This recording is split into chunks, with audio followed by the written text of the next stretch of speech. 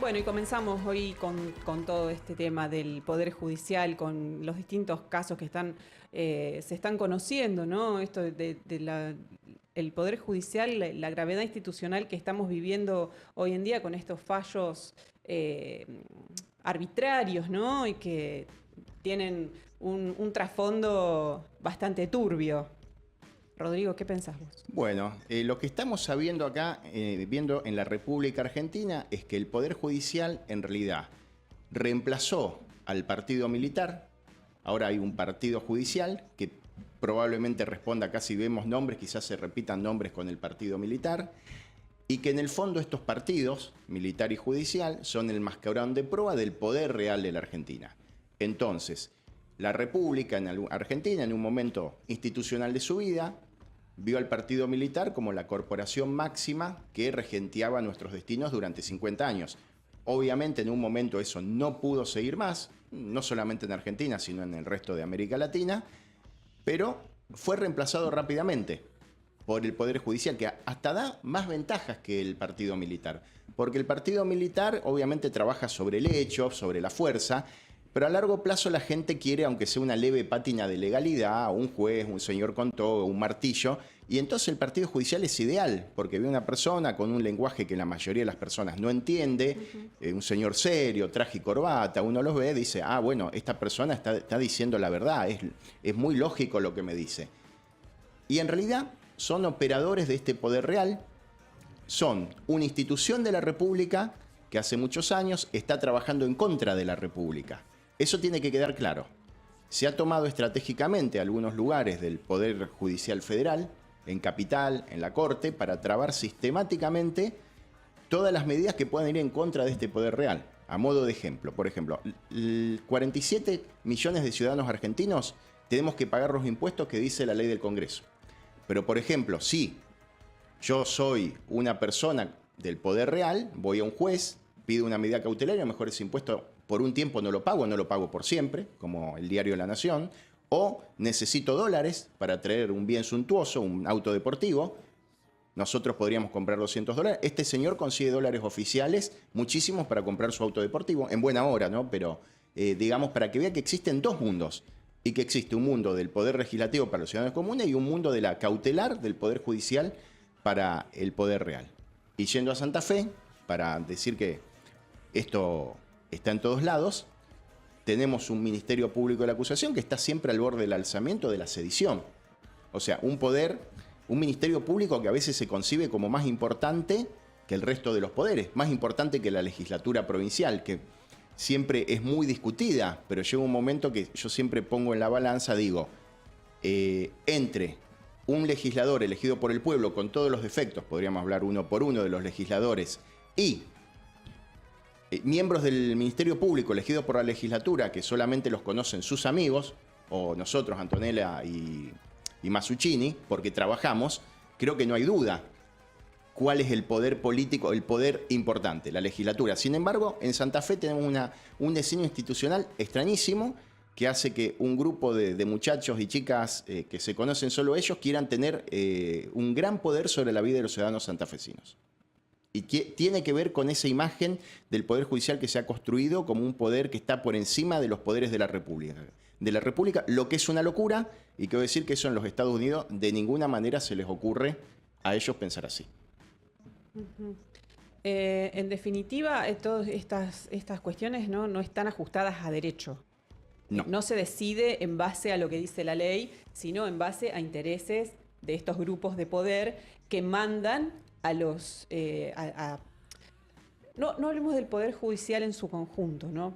Hay integrantes del Poder Judicial que se manejan de esta forma, porque también hay, Como creo, todo. como en todas Como en las, todas las sí. actividades, hay gente que hace las cosas bien y gente que hace las cosas mal. Por eso Entonces, están cooptados algunos lugares del Poder Judicial Federal. Por ejemplo, en Capital Federal tienen muchos juzgados de instrucción, la Cámara Federal que te maneja procesamiento y prisión preventiva. Entonces, con un grupito de amigotes, desde esa Cámara Federal, yo meto preso a todos los políticos de la oposición si yo quiero.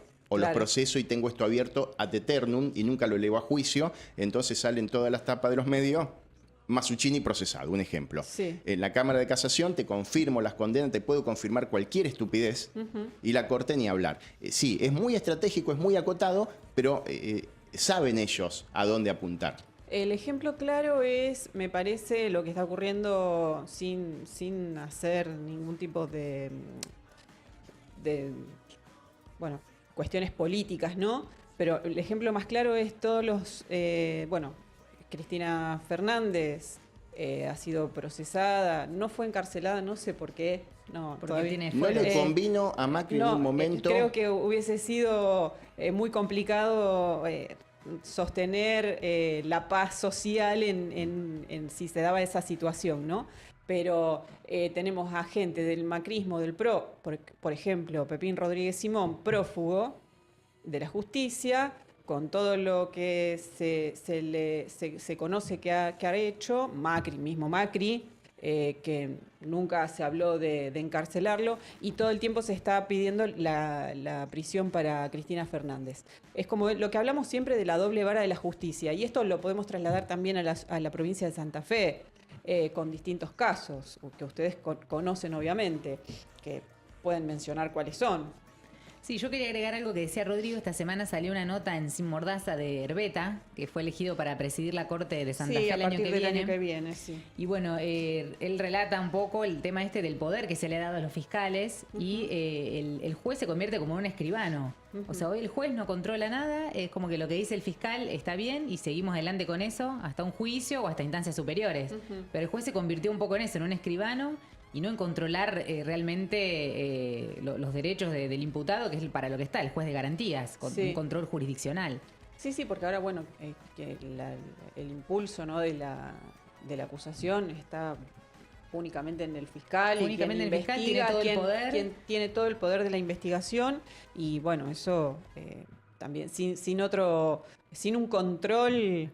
Como es muy decía peligroso. alguien, la gente es buena, pero si se la controla es mejor, decía General Perón, creo, ¿no? Perón.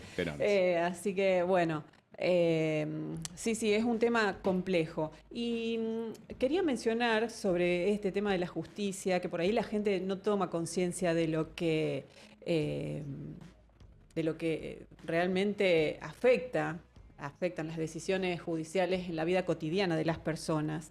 Y en la semana, el CEPA, que es el Centro de Economía Política, publicó un informe donde detalla cómo las decisiones judiciales afectan a la vida cotidiana de los argentinos. Y, por ejemplo, en los derechos del consumidor, dice que, por ejemplo, en el pago de Internet, ¿no?, sería menos si la justicia no hubiese frenado el decreto que en 2020 fijó que las telecomunicaciones eran un servicio esencial con precios regulados. Es decir, el gobierno había definido que era un servicio esencial, por lo tanto no se debía aumentar, pero las empresas presentaron una cautelar para poder aumentar el precio cuando se le diera la gana, y la justicia dijo, bueno, sí, está bien, porque háganlo. El poder real tiene su propio poder. Entonces, es distinto al poder legislativo, que es para todo, porque ellos no pueden estar bajo la ley común. Claro. Entonces, bueno, en esa simple cuestión, ¿no?, de la factura que nosotros pagamos de Internet en nuestras casas, afecta, una decisión judicial nos afecta tremendamente, y los aumentos no son para nada bajos, ¿no? También pasa lo mismo con las prepagas, que últimamente, hace muy poco, bueno, hubo una discusión bastante fuerte con ese tema, donde también las asociaciones de defensa al consumidor se movilizaron para frenar estos aumentos, y tampoco no se pudo hacer nada. Los habilitó sin ningún problema, y bueno, también a través de una medida cautelar para aumentar las prepagas, que llegaron a un 216%. Claro. Eso te iba a decir, no hay proporción, ¿te aumentan? No. Teniendo en cuenta la que inflación fue 195 en el 2021, según el informe del CEPA, y el aumento se registró en 216%. Creo que se le fue la mano. Por lo Sí, menos me parece este año que fue 94 La inflación depende también de cada familia y también de cada índice que uno mida, pero bueno, 94, vamos a suponer la inflación acumulada de 2 años, que este año se aceleró, tendría que ser 150 aproximadamente en 2 años. Si fue 216, la verdad que hay un pequeñísimo desfasaje del 66%. Sí, me parece que este número está un poco fuera. Bueno, los sobreprecios acordados por los molineros, multados por el gobierno, que también fueron a la justicia. El gobierno adoptó medidas para la regulación de ventas al exterior, para garantizar el consumo interno de carne, pero los dirigentes de la oposición y actores del sector pidieron una cautelar para suspender la medida. Otra cuestión. El fallo sobre los alquileres, los precios de los alquileres, también que afecta muchísimo a muchísima gente. En diciembre del 2019, un fallo a favor de Mercado Libre declaró que no era responsable de la venta en su propia plataforma de un producto que resultó diferente al publicado, que esto ocurre habitualmente. Pasa que generalmente quienes habitualmente compran en plataformas digitales, el producto a veces se muestra de una manera y cuando te llega es completamente diferente. Bueno, ahí no tenés chance de reclamar porque la justicia avala lo que dice la gran empresa.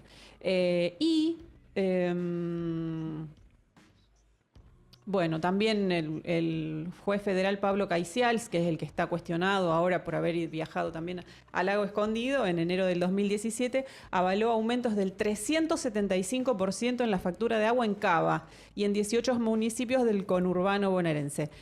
Así que bueno, es a ese nivel donde la justicia afecta, porque por ahí el ciudadano común dice, pero la justicia está lejos, a mí no me llega, yo no tengo ningún problema legal con nadie, qué sé yo.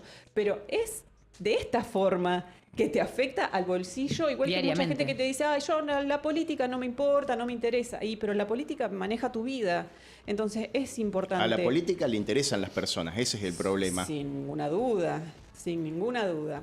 Y bueno, en política económica, hace poco se conoció el conflicto de las empresas de neumáticos, ¿no? Que había reclamos de los trabajadores que no querían, bueno, que pedían un pago mayor al que estaban percibiendo por, distintos tipos de condiciones de trabajo y demás. Esas mismas empresas que decían no poder pagarle a los trabajadores, interpusieron medidas cautelares para poder importar neumáticos. Eso se hizo en 30 ocasiones y la justicia lo avaló. Es decir, no podían hacerlo. No podían pagarle a no podían hacerlo. Bueno, también Pablo Caicials permitió la importación de un Porsche 911 Turbo y una Ferrari Testarossa en un fallo de 2021 también. A ese nivel. Bueno, esas cuestiones. Bueno, pero está bien, eso yo creo que es un derecho humano. ¿Está bien? Comprarse una Testarossa. Y si uno pudiera. Claro, está, sí. ¿Cómo privarse de ese lujo? Claro. De una necesidad básica, diría. Esa situación tan clara, esa necesidad tan básica. Bueno, y así muchísimas cosas.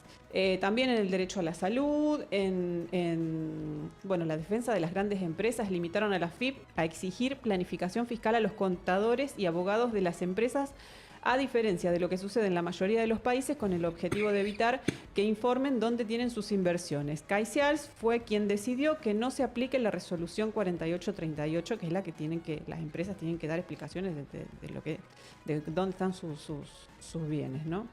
Bueno, en fin, infinidad de cuestiones. Si les interesa profundizar en el tema, es un informe del CEPA, está en la página de esa organización que hace informes realmente muy, muy buenos en relación a todo lo que tiene que ver con estas cuestiones, decisiones judiciales, todo lo que tiene que ver la economía, la política y todas esas decisiones que se toman en esos planos que el ciudadano común ve como lejanos, pero que en realidad afectan a la vida cotidiana de todos. Bueno,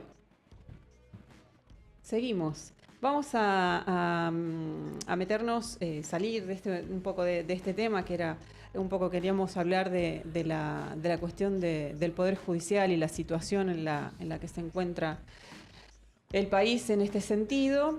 Y pasamos a el tema que teníamos anunciado para hoy, que tiene que ver con la causa Franco Casco, que a ustedes los involucra puntualmente porque, bueno, son los abogados de uno de los acusados. Pero creo que lo que hablamos tiene directa relación, por supuesto, que era parte de lo que estábamos hablando, de esto, bueno, ¿no? De la doble vara, de cómo funciona el Poder Judicial en algunas causas o en otras. Sí, bueno, estuvimos notando no solamente a nivel de la justicia federal, ahora hay casos en la justicia provincial donde funcionarios políticos con cargos gravísimos, por suerte y de acuerdo con los criterios de nuestra Constitución Nacional, están hoy en su casa con sus familias y vemos que a veces los mismos funcionarios que estaban dentro del Ministerio de Seguridad, que pedían prisión, un poco más cárcel y castigo, ahora están y muy bien bregando por que se respeten las garantías constitucionales. Y es bastante complicado ver, y muy kafkiano, que las mismas personas que en un momento se embanderaban con la cárcel, ahora se embanderan con la Constitución. Con la libertad. Nosotros con Antonella, creo que vos también, Ale, y muchísima gente, siempre nos embanderamos con la Constitución en el sentido de estar preso es muy feo. Sí. Pedir la cárcel a una persona, uno tiene que saber lo que está pidiendo. No es algo barato, no es una cuestión política para quedar bien 2 días en un diario de onda y después olvidarse. Entonces sí, nos gustaría tratar e insistir. La libertad es el bien más preciado, por lo menos para nuestra república, nuestra Constitución, y tener eso como faro rector. Después vemos, pero avanzar desde ahí y evitar la doble vara. Sí, y el doble discurso también, porque eso es fundamental. Sí. Depende para quién te pido la prisión preventiva o no. Sí. O depende para quién es una causa armada o no. Claro, o depende para quién es juicio y castigo y para otros no. Entonces, sí. Manteniéndose en esos rectores que comentaba Rodrigo, creo que es más simple y es más fácil. Tenemos una Constitución y hay que respetarla para todos. Exacto, que no exista esta doble vara, ¿no? Y que esto de que decimos siempre, todos somos iguales ante la ley, que sea realmente en la práctica así. Porque todos estamos, como siempre digo, yo lo sostengo constantemente a esto, todos somos potenciales personas para poder estar bajo lo que dice la ley, ¿no? Porque puede pasar cualquier cosa en cualquier situación y uno puede quedar en esa situación de ser juzgado o de estar en el medio de una Hoy, como cuestión. está la política criminal en Rosario, provincia de Santa Fe, todos estamos a 5 minutos de quedar detenidos por plazo de ley, que son 2 años. 2 todos, años.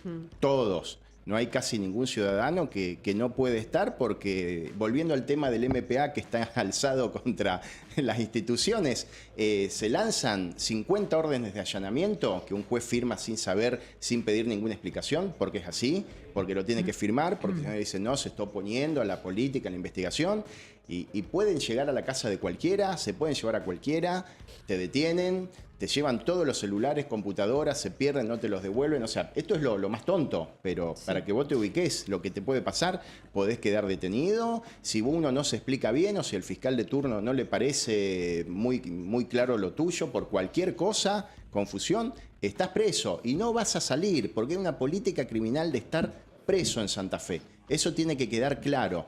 Hayas hecho algo o no lo hayas hecho. Es la única arma que conoce el gobierno de la provincia para decir que pelea contra la inseguridad. No hay otra. Entonces estamos todos en peligro. Sí, ha ocurrido en muchos casos que ha habido allanamientos en domicilios por error. Y han quedado personas detenidas por error, porque a lo mejor era un homónimo o porque la dirección estaba mal o porque no tenía el cambio de domicilio, le han destrozado la casa.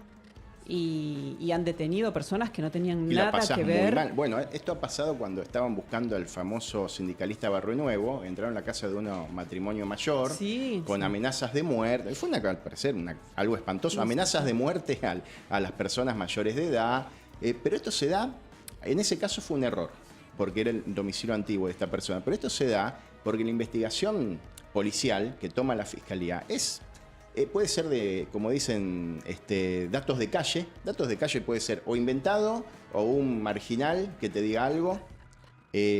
Y eso se transmite en una orden judicial, como diciendo, acá hemos llegado, se transmite como diciendo que hay información exacta. En realidad no hay ninguna información, es al voleo, o hay una persona que anteriormente podía haber tenido antecedente, y vamos a ver. Y en ese revoleo que hay mucha gente que no tiene nada que ver.